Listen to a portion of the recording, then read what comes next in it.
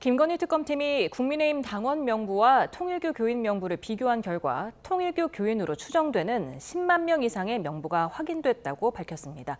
이고은 변호사와 특검 수사 핵심 내용 짚어보겠습니다. 어서 오세요. 안녕하세요.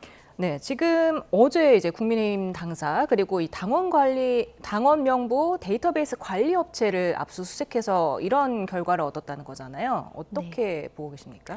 네, 그동안 국민의힘 당사를 통해서 압수색을 시도했죠. 그런데 몇 차례 그 부분이 결국에는 성사되지 않음으로써 이 명부를 관리하는 관리업체 서버를 압수수색하는 방법으로 우회해서 결국 이 명단을 확보를 했습니다. 지금 특검에서는 이 국민의힘에 가입된 통일교인 교인 명단이 일치되는 인원이 한 10만 명 정도의 규모다. 그래서 이 중에 책임 당원은 누구인지 이 부분은 선별하는 작업을 거치겠다라고 했는데요. 일단은 당원 명부 그중에서도 이 통일교 교인과 일치하는 이 당원들의 명부가 확보된 만큼 이 특검에서도 조금 더 탄력을 받지 않을까 싶고 이 정당법 위반 혐의에 대해서도 수사에 속도가 붙지 않을까 싶습니다. 예, 국민의힘에서는 영장에 기재된 내용이 실제 집행 내용과 달랐다, 위법하다고 얘기를 했는데 어떤 주장입니까? 네, 일단은 장동혁 국민의힘 대표가 영장 기재 내용과 다른 위법한 압수수색 영장 집행이기 때문에 이 부분에 대해서 특검을 고발하겠다라는 취지로 이야기했습니다. 구체적인 이 위반 내용에 대해서 이야기하지는 않았는데 일단 특검에서는 압수수색 영장에 기재된 것과 같이 아무런 문제 없이 우린 영장을 집행했다라고 밝히면서요. 이 부분에 대해서는 국민의힘 당원 명부에 통일교의 명단과 대조 작업을 한 후에 일치된 명단만 가져왔을 뿐이지 국민의힘 당원 명부 전체를 가져온 것이 아니다라고 이야기를 했습니다. 뿐만 아니라 전체 기간도 아니고 이 영장에 기재된 특정 기간에 한해서만 일치된 명단에 내에서 한정된 압수색을 실시했다라는 취지로 이야기를 하고 있어서 특검이 이야기하는 것이 사실이라고 하면 사실상 위법식 증거다라는 부분에는 힘이 빠지지 않을까 싶습니다. 네, 지금 송원석 국민의힘 원내대표는 지금 상식적으로 생각하면 대한민국 국민이 5천만 명, 유권자 수 4,500만 명, 그 당원 명부에 들어와 있는 숫자가 500만 명 가까이 되기 때문에 전체적으로 국민의 10% 정도가 당원이라고 보여진다. 그렇기 때문에 통일교 교인 120만 명의 10%인 12만 명 정도는 당연히 정상적인 범주 아니냐 이렇게 또 말했더라고요. 네, 그렇습니다. 이 국민의힘 당원들의 어떻게 생각하면 종교의 분포도인 거죠. 10만 명이라는 이 당원들이 통일교를 믿는 사람이다라고 해서 반드시 어떤 이 통일교 차원의 압박으로 인해서 가입한 인원이다라고 저는 단정할 수는 없다고 생각이 듭니다. 특검에서도 지금은 이 정당법 위반 그 수사의 시작점 정도다라고 저는 생각을 하는데요. 일단은 10만 명 그중에서도 책임 당원이 누구인지 또 실제적으로 지금 일치되는 그 명단 속의 인물들이 언제 가입을 했는지, 지금 문제되는 시기에 처음 가입한 것인지 아니면 이전부터 국민의힘에 계속해서 이 당원으로 있었던 사람인지 이렇게 선별하는 작업이 필요할 것 같고요. 또 비슷한 시기에 집단적으로 가입된 것으로 의심되는 이 교인들에 대해서는 계속해서 아마 소환 조사가 이루어질 것 같습니다. 그런데 교인들이 만약에 나는 국민의힘을 지지해서 그 시기 때 가입했을 뿐이지 별다른 어떤 상부의 지시가 없었다라고 진술할 가능성도 있거든요. 그렇게 된다라고 하면 또 정당법 위반 혐의를 규명하기가 상당히 어려워질 수 있습니다. 따라서 지금 특검에서는 교인들을 소환 조사하면서 현장에서 휴대전화 등을 압수수색하는 방법을 생각해 볼 수 있을 것 같습니다. 그 이유가 이렇게 몇만 명에 이르는 대규모의 교인들을 집단 가입시키려면 상부에 공통된 지침이 문자 메시지든 아니면 별도의 어떤 연락선을 통해서 지시가 내려갔을 가능성이 크기 때문에 교인들이 사용하는 휴대전화를 빠르게 압수해서 포렌식을 통해서 혹시나 집단적인 지시, 이러한 정황이 담긴 물적 증거를 확보해야만 정당법 위반 혐의에 대해서 기소가 가능할 만큼의 입증이 되지 않을까 싶고요. 지금은 정당법 위반 관련해서 수사의 가장 초기 단계다라고 생각하시면 될 것 같습니다. 여당에서는 만약에 국민의힘과 통일교의 유착 관계가 사실로 드러난다면 정당 해산감이라고 얘기를 하는데 실제로 이게 해당할까요? 일단은 그 부분은 수사를 좀 해봐야 될 것 같습니다. 일단은 정당 해산 심판의 대상이 되려면 이 위헌 정당이어야 되고요. 또 민주적 기본 질서에 위배되는 이 정당에 해당이 돼야 되고 실제로 이 정부가 제소하도록 되어 있습니다. 그래서 단순히 몇 명의 이 교인들을 이 상부의 압박에 의해서 집단 가입시켰다. 이 정도만으로는 이 정당 해산 심판을 했을 때 인용이 나오기는 어려울 것 같고요. 이 부분에 대해서는 조금 더 더 수사가 필요한 그런 상황이라고 생각이 듭니다. 네. 어제 검찰이 한학자 통일교 총재에 대해서 구속영장을 청구했고 다음 주 월요일에 구속영장 심사를 받게 되는데 4가지 혐의를 적시하지 않았습니까? 네, 맞습니다. 정치자금법 위반 혐의 일단 받고 있고요. 이 권성동 의원에게 2022년 1월에 1억 원 상당의 불법 정치자금을 주었다라는 혐의로 정치자금법 위반 혐의 지금 받고 있습니다. 또 청탁금지법 위반 혐의도 받고 있는데 윤영호 전 통일교 간부를 통해서 건진법사 전성배 씨를 거쳐서 김건희 씨에게 고가의 다이아몬드 목걸이 또 샤넬백 등을 준 것이 아니냐라는 부분과 관련된 혐의입니다. 또 이 2가지의 이런 고가의 물품들을 구매할 때 이 통일교의 자금을 사용했기 때문에 이 부분은 업무상 횡령이다라고 특검은 보고 있는 것이고요. 그 외에도 권성동 의원이 이 한학자 총재 등이 해외 원정 도박한 그 사건 관련해서 경찰의 수사 상황에 대해서 윤영호 전 본부장을 통해서 알려줬고 이를 통해서 압수수색에 대비했던 것이 아니냐라고 특검은 보고 있는데 이러한 혐의와 맞닿아서 이 증거인멸 교사 혐의까지 총 4가지 혐의를 받고 있습니다. 특검에서 이번에 영장을 청구하면서 4가지나 되는 혐의를 모두 적시했다는 것은 최소한도 이 4가지 혐의만큼은 충분히 입증할 수 있을 정도의 물증까지 확보됐다라는 자신감으로 보여지거든요. 보통 한 피의자에 대해서 다수의 혐의로 조사를 할 수 있지만 그중에서도 구속영장을 청구할 때는 가장 확실한 혐의만 넣어야만 혐의 사실의 소명이라는 단계를 넘을 수 있습니다. 그런데 4가지 혐의를 모두 넣었다는 것은 지금 현 시점에서 한 총재가 모든 진술에 대해서 비협조적으로 하더라도 충분히 다른 증거를 통해서 입증이 가능하다라고 특검은 보는 것 같습니다. 그리고 한 총재는 자신을 가리켜서 독생녀라고 소개를 했다고 해요. 뭐 종교적인 의미로 얘기를 했다고 전해지는데 뭐 본인의 가르침을 받은 사람이 국가를 이끌어야 한다 이런 얘기도 했다고 그러고 종교적인 의미를 이 소환조사에서 꺼낸 이유가 뭘까요? 뭐 본인이 생각할 때는 어떤 그런 부분들이 다 참된 교리이고 나는 그 교리에 맞춰서 행동했을 뿐이다라는 취지를 강조한 것이 아닌가 싶은데요. 그렇지만 형사소송 내지는 법리적으로 판단했을 땐 전혀 실익이 없는 진술이다라는 생각이 듭니다. 내가 어떤 믿음이 있어서 그 믿음을 위해서 뭐 실현했다 내지는 우리 통일교의 교리가 이런 식으로 되어 있다는 설명은 자신의 혐의를 부인하기 위해서 그 부인 진술에 뒷받침할 만한 어떤 증거나 이런 부분으로 볼 수는 없거든요.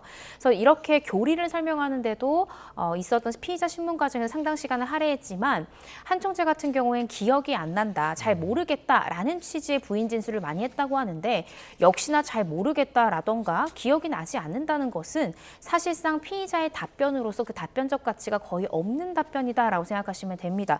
부인을 하더라도 내가 그런 적이 없다, 내가 그때 당시에 뭐 휴대폰 사용 내역이나 이런 것들을 통해서도 내 부인 진술에 충분한 증거가 있다라는 취지로 이야기를 해야만 그 부인 진술에 힘이 보태질 텐데 단순히 통일교의 교리 부분을 이 특검에 설명한다든지 잘 모르겠다 내지는 기억이 안 난다라는 것은 결국 특검이 가지고 있는 여러 가지 증거 관계가 옳다라고 판사가 판단할 수 있는 부분이기 때문에 저는 이 부분에 대해서는 한 총재의 발언이 법적으로는 전혀 실익이 없는 답변이다라는 생각이 듭니다. 네. 그리고 이제 큰절한 권성동 국민의힘 의원에게 준 게 이제 한학자 총재는 세뱃돈이었다 이렇게 표현을 했는데 권성동 의원은 그 봉투 안에 들었던 게 넥타이라고 표현을 하지 않았습니까? 세뱃돈을 넥타이로 준 건 아닐 텐데요.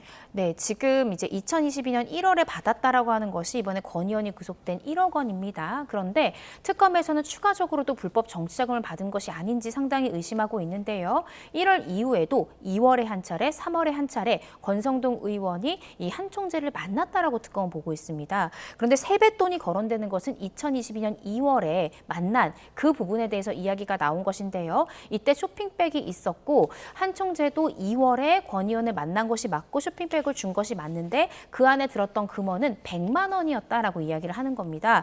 이 100만 원을 특정한 이유는 결국 지금 문제가 되는 이 청탁금지법 관련하여서 형사처벌의 대상이 되기 위해서는 100만 원을 초과한 금품을 주어야 하는데 100만 원 이하일 경우엔 과태료 사안일 뿐이지 형사처벌 대상이 될 수 없습니다. 따라서 봉투는 찍혔을 수 있겠지만 그 안에 내용물은 어떠한 증거가 없다라는 점을 이용해서 100만 원 정도로 해서 과태료 사안으로 빠져나가기 위한 전략이 아닐까 싶고요. 넥타이 부분에 대해서는 3월에 이 만남에 대해서 3월 달 만남에 대해서 한 총재는 기억이 잘 나지 않는데 그 무렵 내가 남성을 만날 때는 우리가 이제 자체 제작한 HJ 한 총재의 이니셜 같은데 HJ가 새겨진 넥타이를 선물로 주곤 했어서 아마 이러한 쇼핑백이 같다고 하면 넥타이일 것이다라고 이야기했고요. 권성동 의원 또한 그 통일교에서 자체 제작한 넥타이를 받았던 것으로 기억한다라고 진술하고 있어서 양자가 이야기하고 있는 그 넥타이 부분은 2022년 3월의 만남입니다. 그래서 3월 부분에 대해서 두 사람의 진술이 상당 부분 닮아있기 때문에 혹시나 두 사람이 사전에 말맞추기를 했던 것이 아닌가 아마 특검은 이 부분에 대해서도 철저히 수사하지 않을까 싶습니다. 예, 특검이 발표한 내용을 보면은 통일교 측이 1억 원을 현금으로 5천만 원 그리고 관봉권으로 5천만 원으로 나눠서 권 의원에게 전달했다고 얘기를 했는데 근데 관봉권에 그 왕자 한자로 왕자가 적혀 있었다는 내용을 또 밝혔어요. 이게 과거에 윤 전 대통령이 당내 경선 토론회에서 왕자를 손바닥에 적고 나왔기 때문에 이게 또 관심을 받았는데 그러면 특검은 이 돈이 결국 윤 전 대통령에게 흘러들어갔다고 보고 있는 건가요? 그렇게 상당히 의심을 하고 있는 것으로 보여집니다.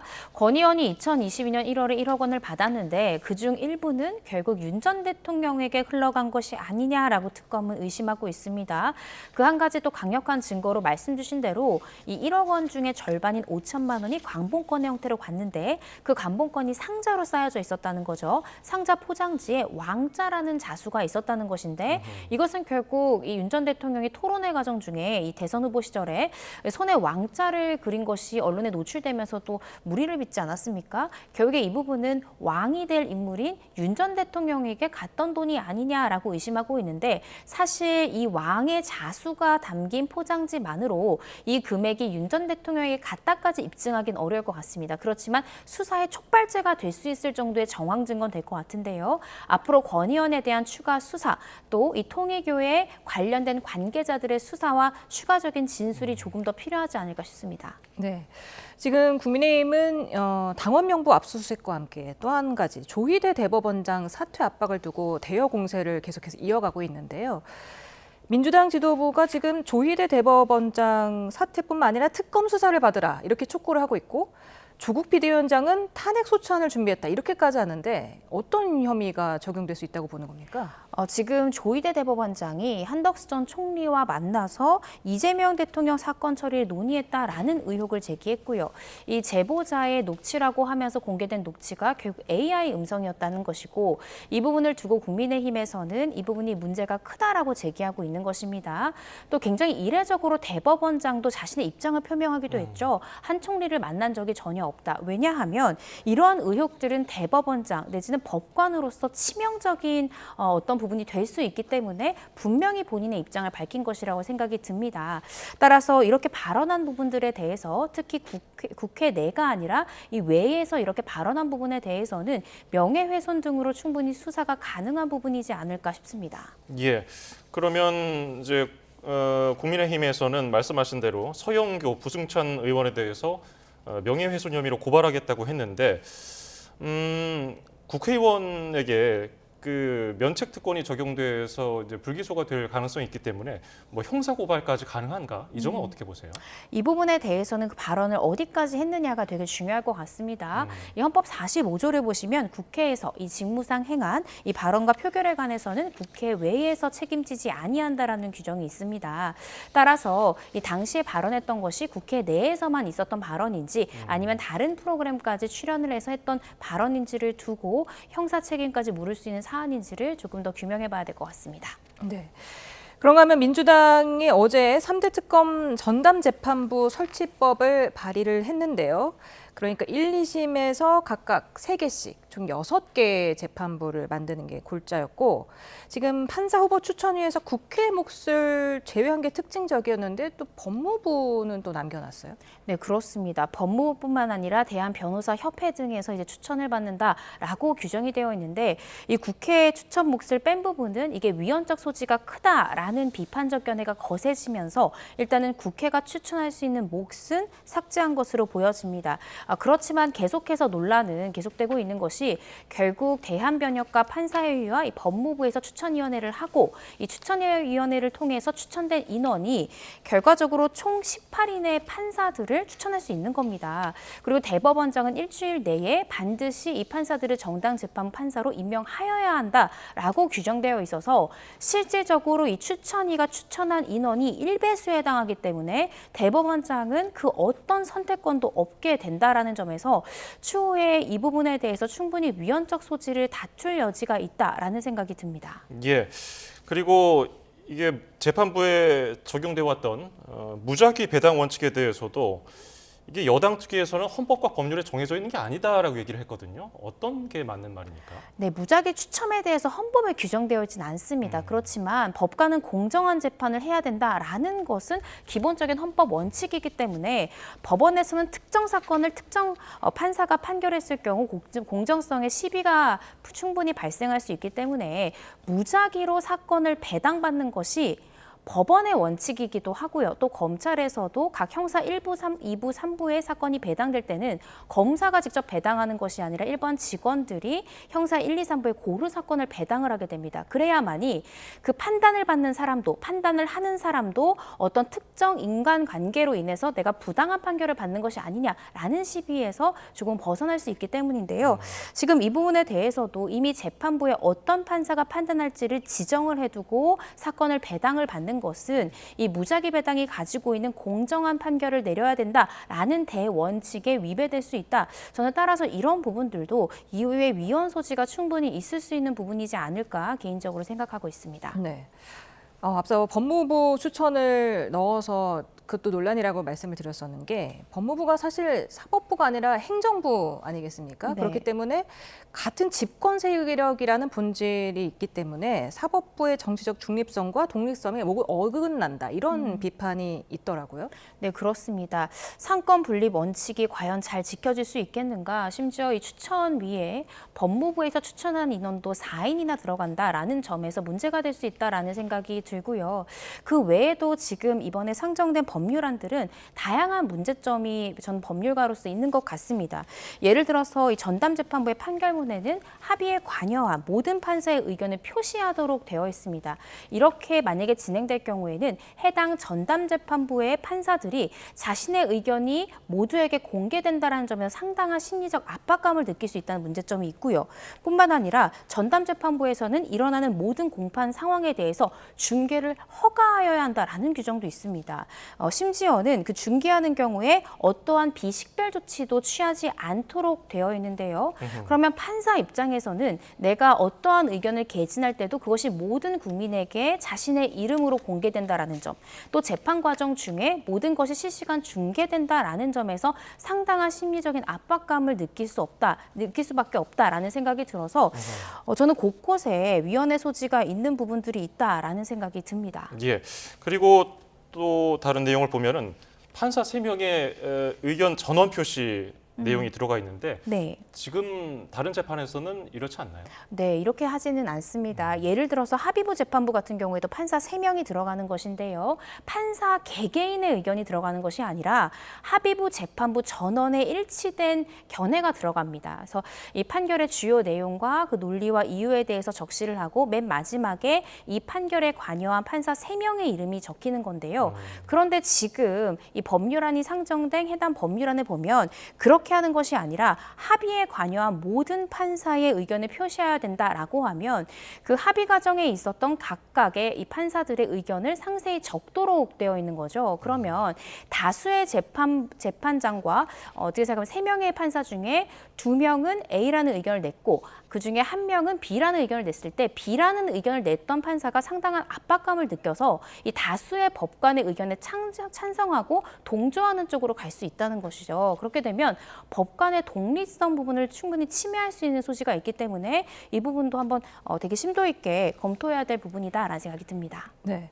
그리고 이미 재판부를 구성한 상황에서 새 전담 재판부를 만들겠다는 게 기존 재판부를 교체하겠다는 건데 이 또한 법관의 독립을 침해하고 헌법을 무시하는 행위다. 이런 비판도 있고요. 네. 또 일각에서는 여건이 재판 지연을 문제 삼고 있는데 이렇게 되면 오히려 더 재판이 지연되는 거 아니냐. 이런 또 우려의 목소리도 있더라고요. 네, 그렇습니다. 제가 조심스럽게 추측해 보자면 만약에 내란 재판부로 이 사건이 이송될 경우 윤석열 전 대통령도 법률가이기 때문에 분명히 헌법 부분에 대한 재판을 전 충분히 제기할 수 있을 것 같거든요. 그렇게 됐을 때는 관련된 형사 사건의 절차가 정지될 수도 있습니다. 따라서 이런 것들을 통해서 지금까지 여당에서 문제 제기를 했던 부분들은 직위원 재판부가 너무 사건을 지연시키는 것이 아니냐, 재판을 조금 더 신속하게 해야 되는 것이 아니냐라는 취지에서 이 내란 사건만 전담하는 재판부를 따로 만든다라는 것이었는데 오히려 이 부분이 헌법적인 재판과 맞물리게 되면 기존에 있었던 이 형사재판이 중지될 수도 있는, 정지가 될 수 있는 부분도 있기 때문에 사실상 크게 실익이 있는 법률 아닐까라는 생각이 듭니다. 그리고 만약에 정지되지 않는다 하더라도 예를 들어서 이 형사재판에서 특정 판결이 확정이 됐을 때 이후에 이 법안에 대해서 위헌이라는 결정이 나오게 되면 또 재심으로 가게 되는 문제점이 발생할 수 있거든요. 그러면 몇 년 동안 계속해서 판결 내용이 확정되지 않고 계속해서 그 내용이 공전될 수 있다라는 문제점도 있기 때문에 이 법률안을 심도 있게 좀 먼저 검토를 하고 실제로 이 부분을 적용할지를 다시 한번 생각해 봐야 되는 시점이 아닌가 싶습니다. 예. 그리고 전담재판부법 발의 즈음해서 법원이 직위원 재판부 형사합의 25부에 법관 한 명을 추가했거든요. 이건 어느 정도 도움이 될까요? 저는 도움이 될 것 같습니다. 지금 법원에서는 이 내란 사건을 전담하고 있는 형사합의 25부에 판사 한 명을 더 충원하겠다라고 이야기를 하고 있습니다. 이 형사 25부 같은 경우에 이 내란 사건만 담당하는 것이 아니거든요. 많지는 않겠지만 일반 사건도 함께 재판을 하고 있기 때문에 추가되는 판사 한 명이 지금 25부가 가지고 있는 다른 일반 사건을 맡도록 해서 이 직위원 재판부의 3명이 오롯이 내란 사건에 집중해서 굉장히 신속하게 심리를 할 수 있도록 도와주겠다라는 것입니다. 이렇게 된다라고 하면 아마 직위원 재판부에서도 조금 더 공판기를 촘촘하게 잡을 수 있을 것이고요. 조금 더 빠르게 진행이 가능하지 않을까 싶고 특히 직위원 판사 같은 경우에는 난 올해 안에 이 사건에 대한 나의 판단을 내놓겠다라고 했기 때문에 일반 사건에 대한 부담을 덜어주면 아마 연내에 어떠한 결과를 충분히 도출할 수 있지 않을까 상당 부분 도움이 되지 않을까 싶습니다. 네. 또 한 가지 민주당이 발의한 법안에 유죄 확정 판결을 받은 이후에 사면, 감형, 복권 대상에서 제외하도록 하는 내용이 담겼는데 이는 대통령의 사면권을 제한하는 거 아니냐 이런 비판도 있더라고요. 네, 그렇습니다. 그런 부분에서도 역시나 위헌 소지가 있는 것이고 심지어는 일반 형법에 규정되어 있는 일반적 감형 사유조차도 적용하지 못한다라는 규정도 있습니다. 이 부분은 이 사건으로 재판을 받는 이 피고인의 인권이나 이 기본권을 심각하게 제한할 수 있다라는 점에서도 위헌 소지가 있다라고 판단될 여지가 충분히 있어서요. 이후에 이런 부분에 대해서도 심도 있는 논의가 필요하지 않을까 싶습니다. 네, 어제 문영배 전 헌법재판소장 권한대행이 논란이 이게 지속될 수밖에 없는 사안이기 때문에 헌재 위헌 판단을 받아야 할 것으로 보인다 이렇게 밝혔는데 이게 위헌 소송을 가게 되면 혹시 이게 만약에 내란 전담 재판부가 생기더라도 뭐 가처분 신청으로 인해서 멈출 수가 있는 거 아니겠습니까? 네, 그런 신청 충분히 할 가능성이 있을 것 같고요. 특히 윤 전 대통령은 법률가 출신이기 때문에 법에 굉장히 능통합니다. 또 국민의힘 입장에서도 이 부분에 대해서 일단은 이 재판 절차를 잠깐 정지해 놓을 수 있도록 가처분 신청을 할 가능성이 굉장히 높고요. 또 헌법재판으로 갈 가능성이 상당히 높다라는 생각이 들기 때문에 오히려 전체적인 내란 재판의 속도가 지연될 가능성도 있다라고 생각이 들어서 여당에서 추진한 이 법안이 과연 이 내란 재판의 신속한 결론에 도움이 될 것인가 이 부분은 다시 한 번 더 생각을 해볼 그런 시점이라고 생각이 듭니다. 예, 그리고 윤 전 대통령이 내란 혐의 재판에 어느새 10회 연속 불출석했는데요. 걸석 재판을 계속 이어가기로 한 재판부인데 이게 경범죄에 한정된 게 아닌가 하는 지적도 있더라고요. 그렇지는 않습니다. 이 박근혜 전 대통령 같은 경우에도 결국 출석하지 않았죠. 걸석 재판으로 이 판결이 나왔고 그 판결이 확정이 됐고 집행까지 마친 그런 상황입니다. 따라서 경범죄에 한해서만 걸석 재판이 되는 것은 아닙니다. 그렇지만 통상적으로 생각할 때 왜 경범죄에 한해서 걸석 재판으로 주로 이루어지냐면 중범죄가 예상되는 구공판 처분을 받은 이 재판 단계 때는 피고인이 불출석하는 것이 피고인에게 대단히 불리한 경우가 많습니다. 그래서 일반 형사재판에서는 보통 피고인들이 모두 출석을 하기 때문에 그렇게 생각하실 수 있지만 일반적인 형사재판에도 정당한 이유 없이 계속 불출석할 경우에는 지금 윤 전 대통령처럼 걸석재판으로 이어지는 경우도 있습니다. 예, 오늘 도움 말씀 여기까지 됐죠. 이고은 변호사였습니다. 고맙습니다. 감사합니다.